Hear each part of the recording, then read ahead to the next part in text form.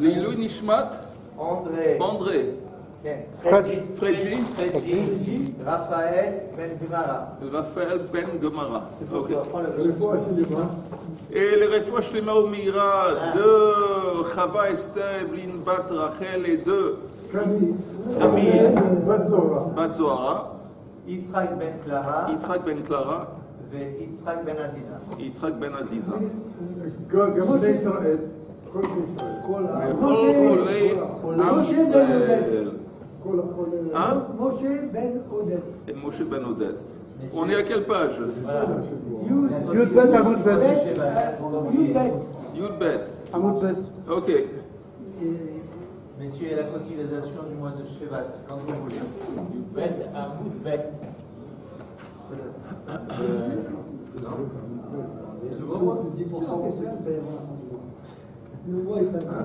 On est arrivé aux deux points, à peu près une douzaine de lignes d'en bas de la page. Amar Rabbi Yehuda, Amar Shmuel. Tout le monde y est? Richard, tu es? Hein? Les deux points. En fait, on a donné là, pour récapituler en trois mots, on a essayé de définir d'après qui il parlait Beth Shammai. On a proposé Rabbi Yehuda, on a dit que c'était pas possible. Rabbi Yossi, c'était pas possible. Acherim, donc c'est la... On a dit qu'en fin de compte, ça pourrait être ou Acherim ou Rabbi Yehuda. Et on avait dit que c'est quoi la différence entre eux. En fin de compte, c'est accompagner les tapels. On avait dit Tfeila. Oui. Que Rabbi Yehuda, lui, il permettrait d'apporter les matanot qui ont été prélevés la veille ensemble avec ceux qui ont été prélevés le jour même. Et Rachamim, non. Non, mais c'était pas ça la question. On n'a pas déterminé selon qui, par le Bet Shammai, on a déterminé selon qui était la marque. On a déterminé la lacha, c'est ça l'essentiel. La lacha, en fin de compte, c'est comme Rabbi Yossé. La lacha, c'est comme Rabbi Yossé que quoi? Que c'est permis de transporter un Kohen pendant Yom Tov, même la Trouma. Même la Trouma. Et ça va sans dire, des matanot et la chala, ça aussi tu peux transporter. Déjà les traumas, tu peux. Ok, alors on est arrivé aux deux points. Amar Rabbi Yehuda Amar Shmuel, halacha que Rabbi Yossi Bar Tuvi. Ah, on a fait ça. Les rastas, là, Ok, on reprend. Le dalet, ça veut dire que c'est à la halakha, alors. Le petit dalet qui est sur le... Oui. Berei de Rav Nechemia, Havelei Garba. Halacha que Rabbi Yossi. Rab Tuvi Berei de Rav Nechemia, Havelei Garba de Chamre de Trouma. Il avait un tonneau de vin qui était Trouma. Et Atel Kameh de Rabbi Yosef, il s'est présenté devant Rabbi Yosef. Amar lo mahuli imtuye le kohen haïdna. Est-ce que j'aurai le droit d'apporter ce tonneau de vin à un kohen haïdna maintenant c'est Yom Tov. Amar le hachi amar Rabbi Yehuda amar Shmuel, halacha que Rabbi Yosef. Il dit la halacha c'est comme Rabbi Yosef, donc tu as le droit. Ushpezichne de Rabba, bar Rav Chanan. Havelei Asuriata de Chardela. Ushpezichne, c'est l'aubergiste. L'aubergiste de Rabba, bar Rab Hanan. Il avait Asuriata de Chardela. Asuriata, c'est comme une gerbe de moutarde. On ne parle pas de grains de moutarde, on parle des tiges de moutarde. Donc il avait comme une gerbe qui était liée ensemble de chardela, de tiges de moutarde.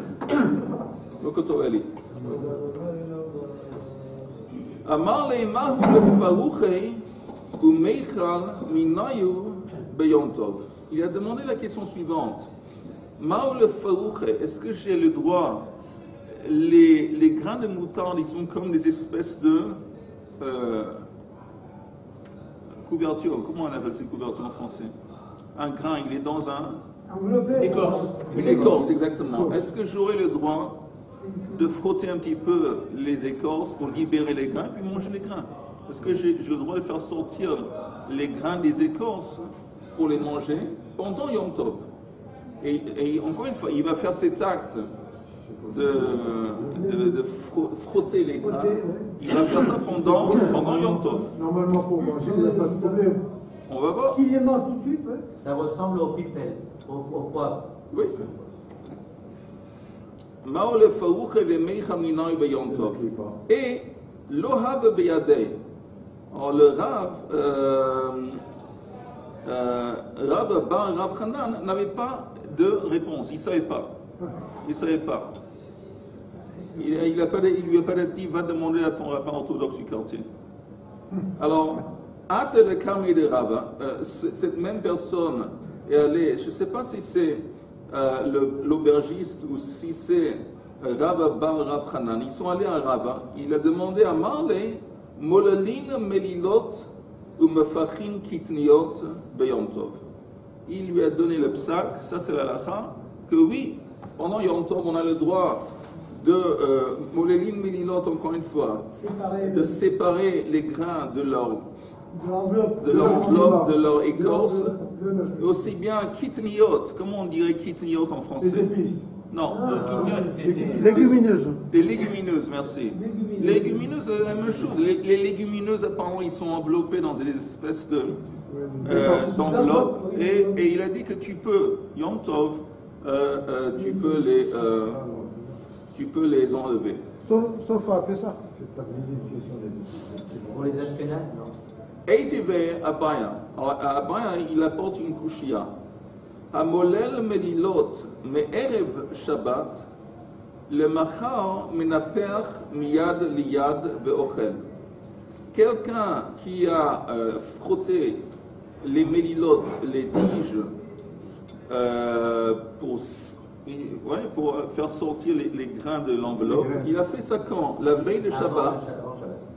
Alors le lendemain, menaper miyad liyad be'ochel. Menaper, c'est comme tamiser, on dit, mais comment il fait ça? Il peut jeter le contenu d'une main à l'autre. En faisant ça, il va séparer entre les écorces. Ça s'appelle le vanage. Vanage, la classe. Alors il peut vanager comme ça, d'une main à l'autre, pendant Shabbat, il peut manger. Donc le tri se déroule Shabbat. Vas-y. Non, c'est Shabbat. Oui. Comment tu poses la question? Oui, c'est Shabbat. Pendant Shabbat. Mais il ne peut pas frotter les trucs, les mélilot, pendant, c'est écrit la veille de Shabbat. Il ne veut pas faire ça Shabbat, ça c'est interdit. Aval lo bekanon velo betamchui. Mais il ne peut pas trier ce mélange d'écorce et de grains avec un cli. Que ce soit un canon ou un tamchui, des espèces de kélim par lesquels on tamisait, on faisait le tri entre les grains et entre les écorces et les tiges. Ça, il ne peut pas, le Shabbat. Maintenant, Hamolel Melilot Me'erev Yom Tov. Quelqu'un qui, encore une fois, il écrase les écorces et les grains la veille de Yom Tov, les machar menaper al yad be'ochel. Aussi, le lendemain, pendant Yom Tov, il peut vanager, il peut jeter ça d'une main à l'autre pour faire le tri. Mais ici, il y a un chidouche. Afilu bekanon va afilu betamchui. Ici, il a le droit d'utiliser un cli qui est spécial pour faire le tri.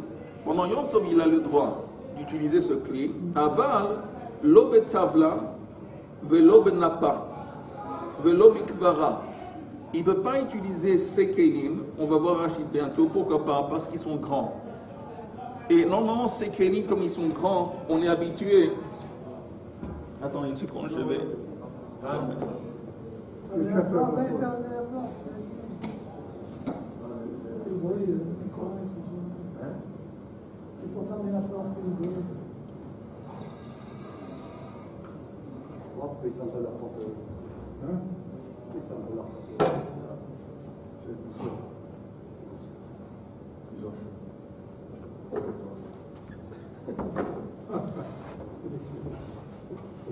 Mais on ne peut pas utiliser tavla, napa avec fara, parce que comme c'est des grands trucs, normalement on fait ça pour des grandes quantités, et ça donne l'impression qu'il est en train de préparer des grains, pas pour le repas de Yom Tov, mais pour plus tard. Bon, ça c'est interdit.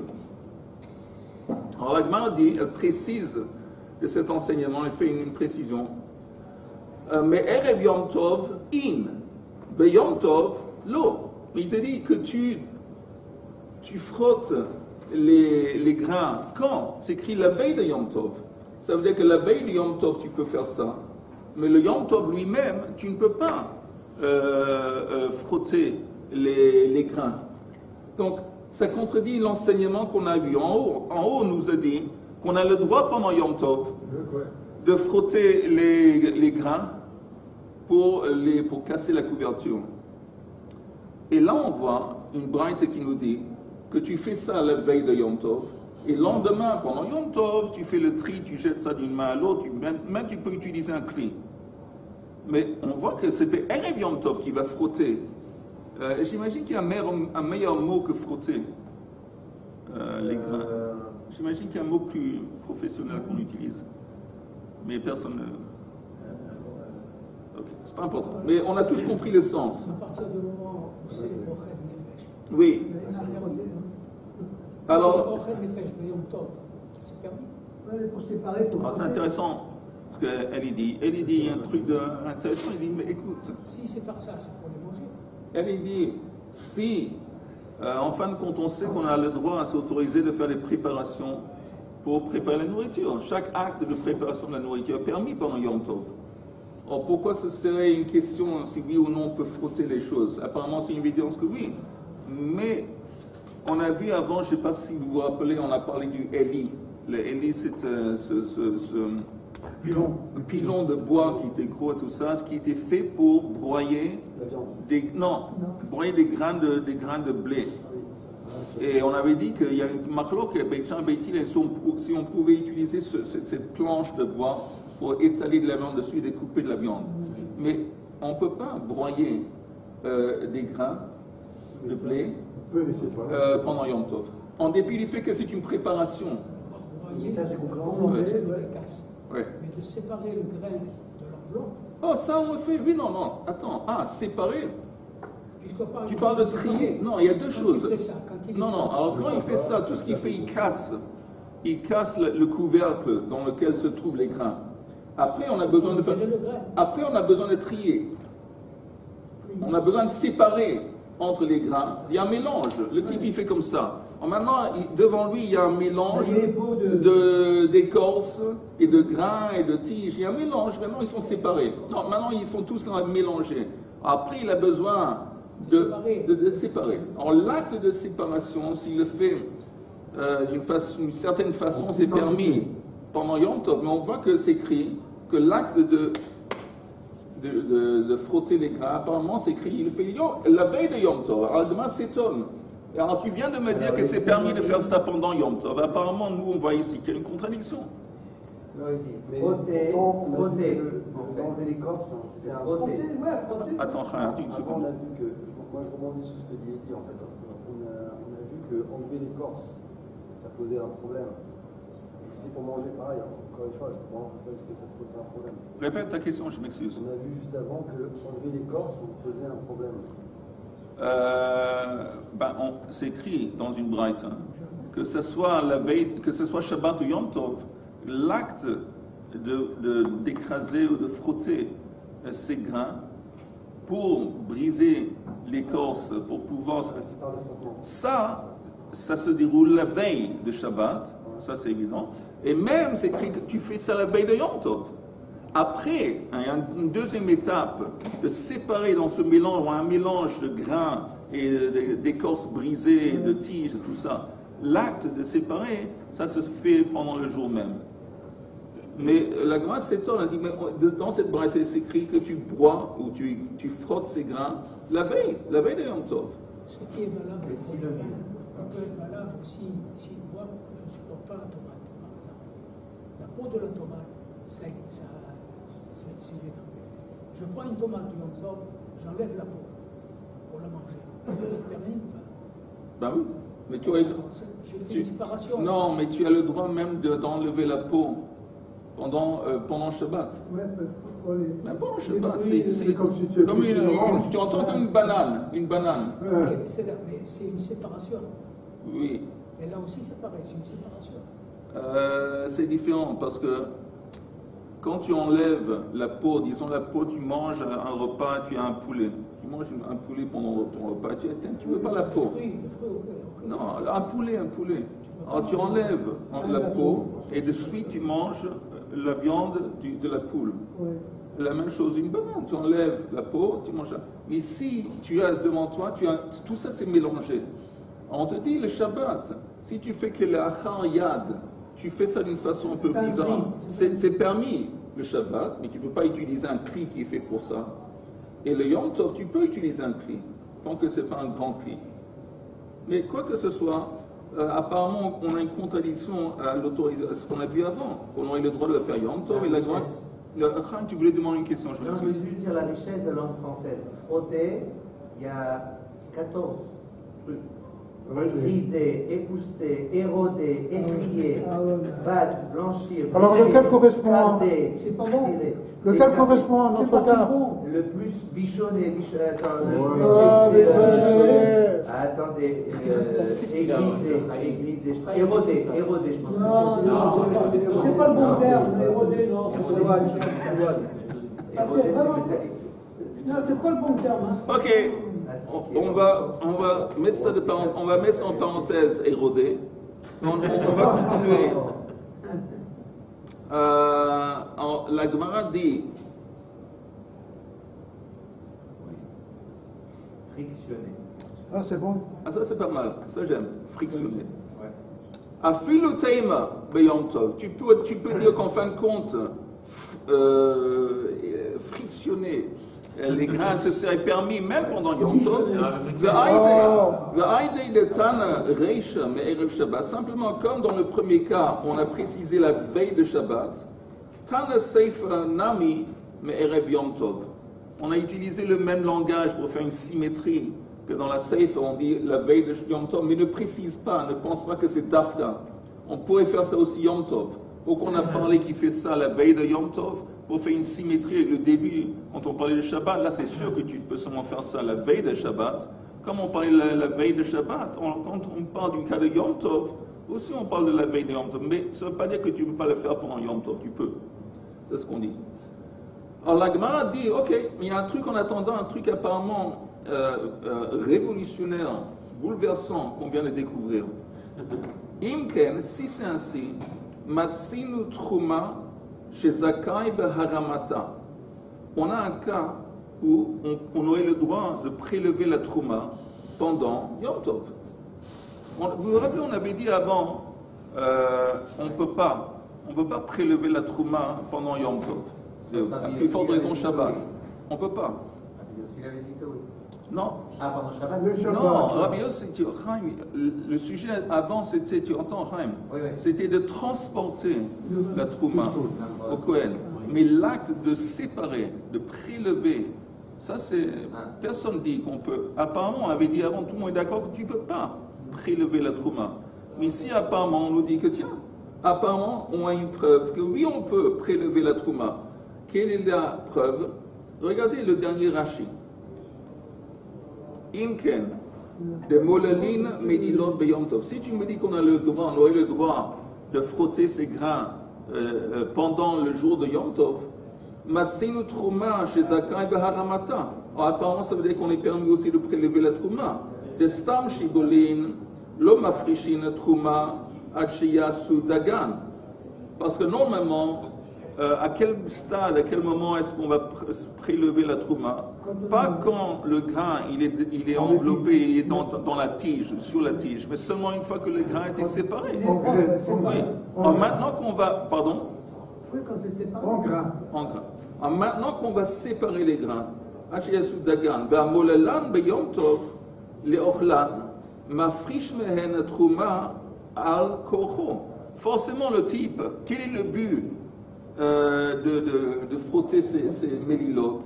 C'est qu'il veut en fin de compte le but, il va avoir des grains, il va séparer les grains, il va les manger. Mais une fois que tu sépares les grains, pour pouvoir les manger, tu vas devoir Trier. Eh oui. Non, tu donner la as déjà Trouma. trié. T'as déjà trié. Maintenant, tu as un petit tas de grains chez toi à la maison pour les manger. Tu ne peux pas les manger sans prélever Trouma ou Maaser. Ah, sinon, ça ne sert à rien. Tu veux les manger, ok. Mais si tu ne veux pas les manger, une fois que ça devient des grains, s'impose l'obligation d'Afrachat Trumot U'Maasot, forcément le type, s'il veut les manger, il va devoir prélever. Donc ça, apparemment, ça contredit ce qu'on avait dit avant. On a dit Yom Tov, tu peux pas. Et Shabbat, plus forte raison, tu peux pas. Ici, on voit qu'il peut. Au départ, quand il a fait sa récolte, il a déjà fait à l'état, quand c'était à l'état brut. Oui. Maintenant qu'il a fait la trouma à l'état brut, chacun il reçoit la quantité, le Lévi, le Kohen, ils ont reçu leur quantité. Chacun, il travaille la graine ou pas. Lui, il travaille sa graine qui est déjà à lui. Il n'a pas besoin de faire la trouma. Oh, tu entends. Il y a juste des idées de base ici vis-à-vis des troumas. L'obligation de prélever Trumot ou Maaser, elle s'impose seulement quand on a fini le processus de préparation. Quand ça a été, on dit en anglais processed, fully processed. Ça veut dire quoi? Que si quelqu'un se promène dans un verger, il tend la main, il cueille un fruit, peut-être même 2 fruits, il peut les manger sans prélever quoi que ce soit. Pas de problème. Le Minatora, il pourrait même en faire un repas. Parce que c'est pas encore, ça ne s'appelle pas Tevel. Tevel, maintenant c'est une quantité de nourriture quelconque vis-à-vis duquel c'est interdit de manger quoi que ce soit tant que tu n'as pas prélevé Trumot ou Maasrot. Mais c'est pas Tevel quand c'est dans les arbres, parce que les fruits dans les arbres, c'est pas encore préparé. Le processus de préparation n'a pas été complété. Qu'est-ce qu'il faut faire pour compléter le processus de préparation? Il faut tout ramasser, tout cueillir. Il faut les entasser dans la grange. Une fois que c'est cueilli et une fois que c'est entassé dans la grange, à partir de ce moment, et pas seulement entassé, hein, il y a un concept qui s'appelle mirouach bekri. Mirouach, c'est lisser le tas. Tu as entassé la récolte. Maintenant, une fois que tu as lissé le tas, voilà, maintenant c'est fini. Maintenant c'est prêt à consommer. À partir de ce moment, midoraita, ça devient table. Tu ne veux pas manger même rien. Attends une seconde. Maintenant, les Chachamim, eux, ils ont dit, avant que les fruits arrivent, ils vont atteindre ce statut de tevel, on a le droit de les manger seulement achilat aray. Achilat aray, c'est un snack. Alors, tu peux, si encore une fois dans le verger, un type il prend un fruit, pas de problème, il mange le fruit, même 2, aucune obligation. Mais quand il est dans le verger, il ne peut pas dire, tu sais quoi, j'ai faim, je veux me faire un repas de pommes. Il prend 4-5 pommes, il s'assoit et on fait un repas. Ça s'appelle achilat keva, c'est interdit. Ah, ça c'est interdit. Et pas seulement achilat ara, un snack c'est permis, c'est aussi permis de donner ça aux animaux. Avant que c'est table, il peut donner autant qu'il veut à manger à ses animaux. Maintenant, une fois que la préparation a été complétée, il peut faire rien et il doit prélever Trumot ou Maasrot. Maintenant, ta question, répète ta question. La question c'est que je dis que la Trouma, elle a déjà été faite au moment de la récolte. Oh, alors justement, ça c'est la réponse. Apparemment non. Pourquoi je sais apparemment non? Parce qu'on parle d'un type qui chez lui à la maison avec des mélilotes. Mélilotes, c'est des tiges. Les épis. Les épis, très bien, merci. La fin de la préparation, c'est pas quand c'est dans l'état de tige, c'est quand c'est déjà séparé, il est engrainé, on a un tas de grains. Là, on va prélever Trumot ou Maasrot. Donc avant, c'est pas Tevel en fait. C'est pas Tevel. Dans un état de tige, normalement, c'est pas Tevel. C'est des épis, c'est pas Tevel. Voilà. Mais on va voir. C'est pas aussi facile que ça. Il y a un truc qu'on va voir dans les lignes qui vont venir. Mais en attendant, on va compliquer. Mais en attendant, on voit un truc apparemment évident qu'on aurait le droit de prélever la trouma pendant Yom Tov. Parce que si le type il va frotter ses mélilotes, il va créer des grains pour pouvoir les manger. Une fois que c'est dans l'état de grains, ça veut dire que c'est processed. C'est la préparation. Ça, on le savait déjà. Ah, oui, avec les matanotes. Que quand on va abattre la bête, il y a des parties qui sont réservées au Kohen. Le jour de Yom Tov, on peut les donner au Kohen. Encore une fois, une distinction. Ah non, encore une fois, une distinction de base. Avant, on a parlé simplement de l'acte de transporter, de donner au Kohen quelque chose qui a été prélevé avant. Ou avant, ou le jour même. Mais on ne parlait pas de la de prélever, on parlait de l'acte de transporter, de donner. Mais les matanotes, il peut prélever pendant Yom Tov. Alors, pendant justement, les matanotes, on avait dit, les matanotes et la chala, comme c'est permis de cuire du pain, alors forcément c'est permis aussi de prélever la chala pendant Yom Tov. Comme c'est permis de faire shrita, c'est permis aussi de prélever les matanotes. Maintenant, une question à part était dans la Mishnah. Ok, tu as prélevé. Mais est-ce que tu as le droit aussi de transporter, d'amener, de donner au Kohen les matanotes et la chala? Mais mon avis, de toute façon, Yom Tov, tu ne peux pas prélever. Tu ne peux pas prélever la trouma. La trouma, tu ne peux pas prélever. C'est ce qu'on avait dit. Maintenant, on nous dit, mais apparemment, on peut.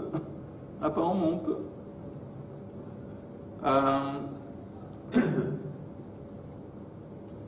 Est-ce qu'on ne peut pas prélever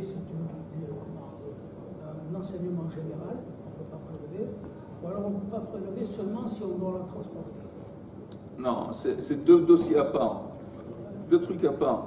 Une des explications pourquoi on ne peut pas prélever, c'est parce que quand on avait dit que c'est une espèce de tikkun kli, tu as un kli qui est inutilisable. Tu le prends au mikveh, tu le trempes dans le mikveh, il devient utilisable. Il est maintenant tahor, avant il était tamé. C'est comme si tu as maintenant créé un kli, en quelque sorte, un tikkun kli. Et tu ne peux pas faire ça Shabbat ou Yom Tov. Pourquoi? Pourquoi? Parce qu'on a le droit d'utiliser un kéli, même s'il n'a pas été trempé.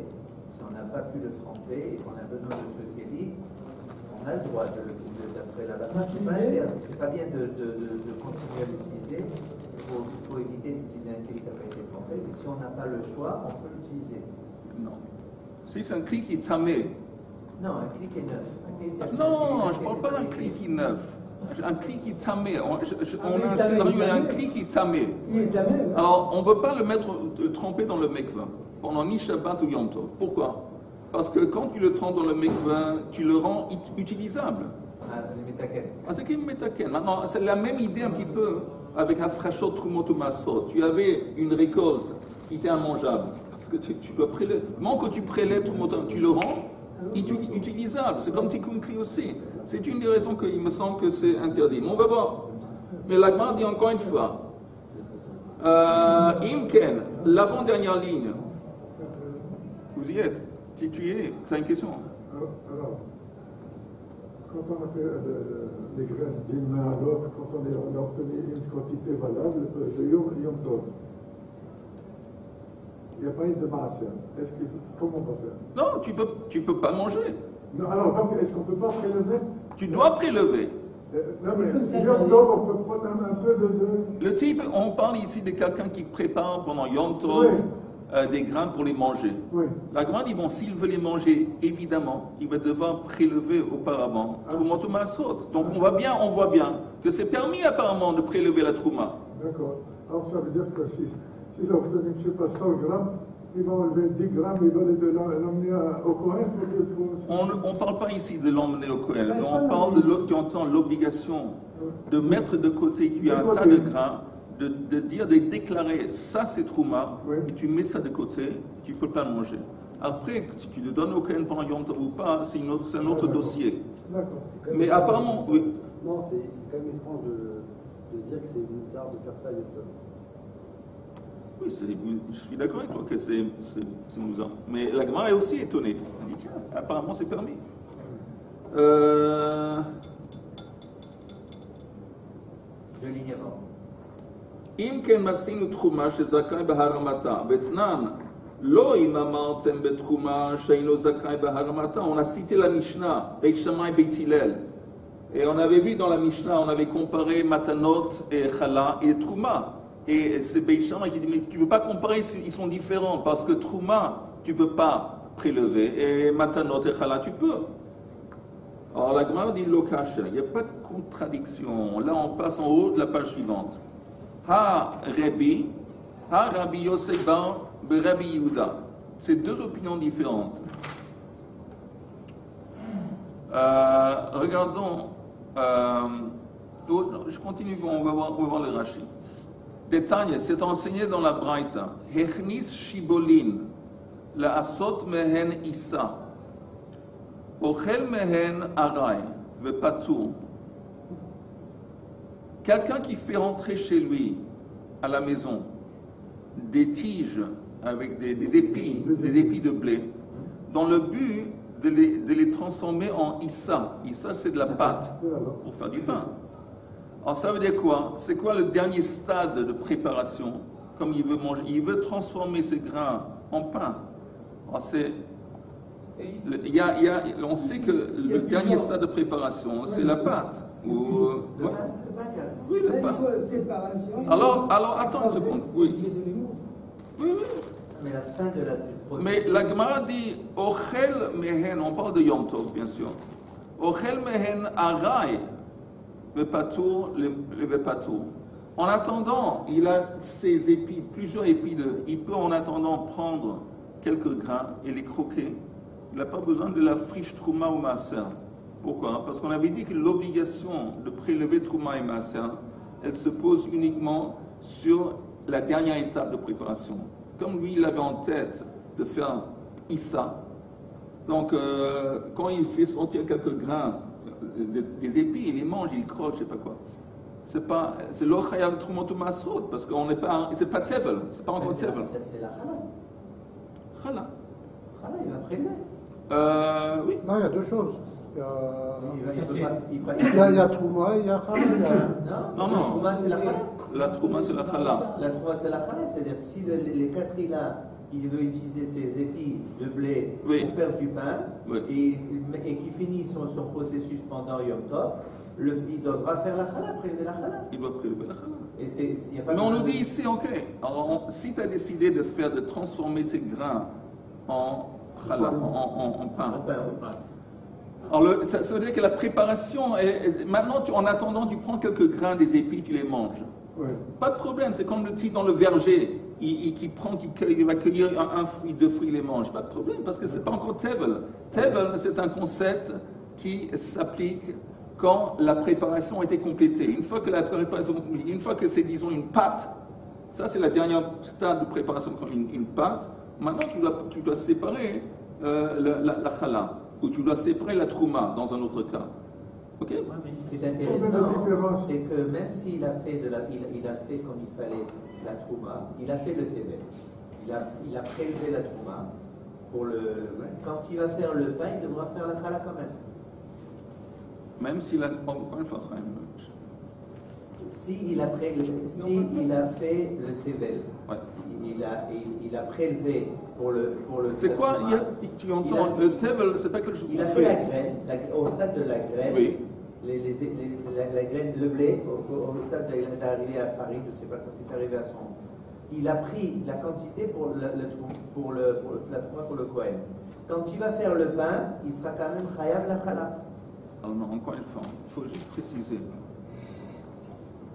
C'est vrai que. Et ça contredit ce qu'on vient de dire maintenant. Si, encore une fois, s'il y a un fermier qui a moissonné et qui a entassé dans sa grange un tas de grains de blé et il a lissé le tas, ça devient tevel. À partir de l'état des grains, il doit séparer, il doit prélever trouma, donner au Kohen et maaser au Lévi. Okay, ça c'est un scénario. Ici, on a un autre scénario. On a quelqu'un qui a des épis, qu'il a pris du champ, il les fait rentrer chez lui à la maison. Il a en tête de transformer ça en pain. Donc ça veut dire que ce n'est pas encore préparé en tant qu'épi. Même les grains sont pas, c'est pas la dernière stade de préparation. Donc ça veut dire que en attendant, si tu veux manger quelques grains des épis, parce que c'est pas encore tevel. Tevel, c'est un statut qui s'applique quand le truc a été terminé, quand la préparation a été terminée. C'est des épis. Alors, quand on dit ici encore une fois, je répète dans les mots de la Braïta, je vais en haut de la ligne, de Tanya. Echnis shibolin la asot mehen issa. Le but de ces épis de blé, c'était en fin de compte de faire une pâte.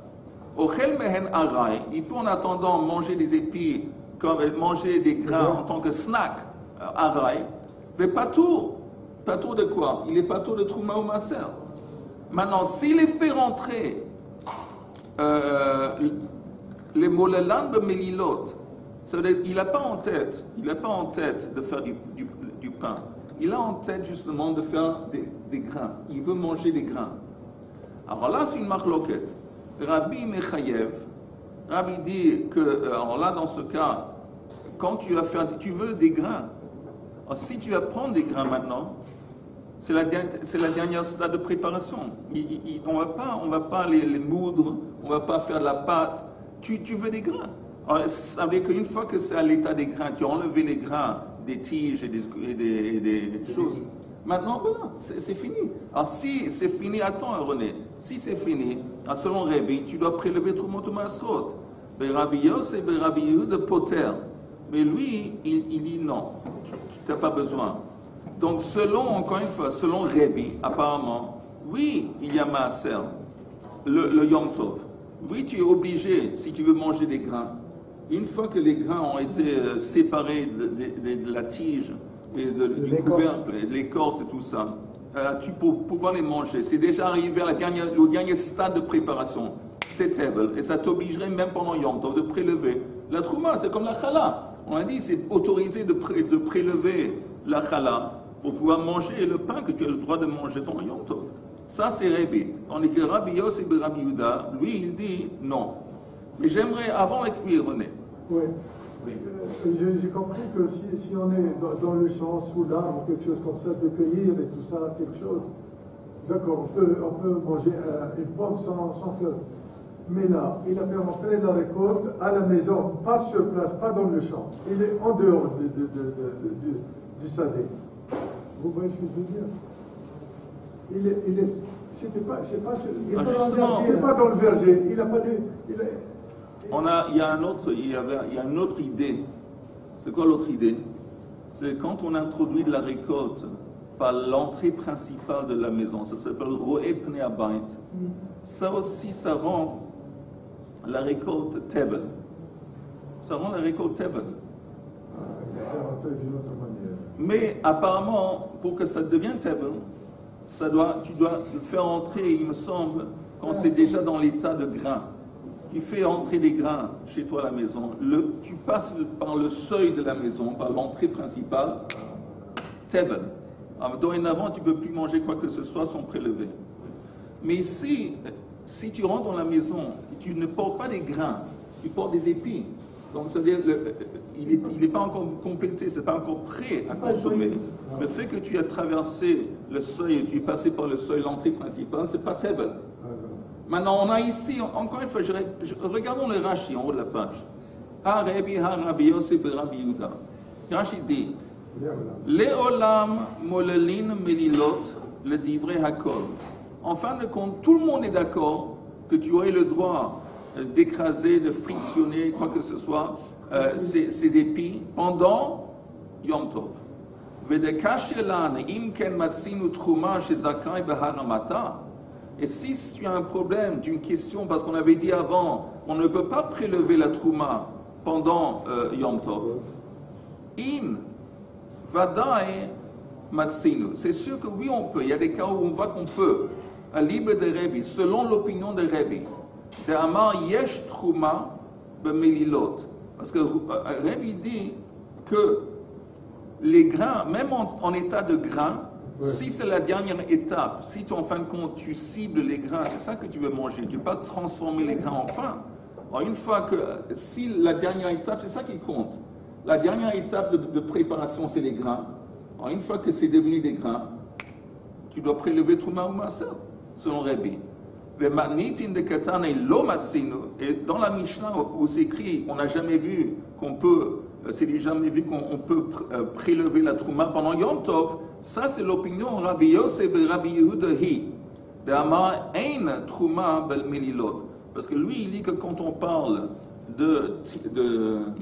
d'épis, et on parle d'épis et de grains, ça n'existe pas, trouma ou maaser quand on parle de... Parce que Rabbi Yosef et Rabbi Yehuda, lui, il dit que l'obligation de prélever trouma, c'est seulement sur le dagan.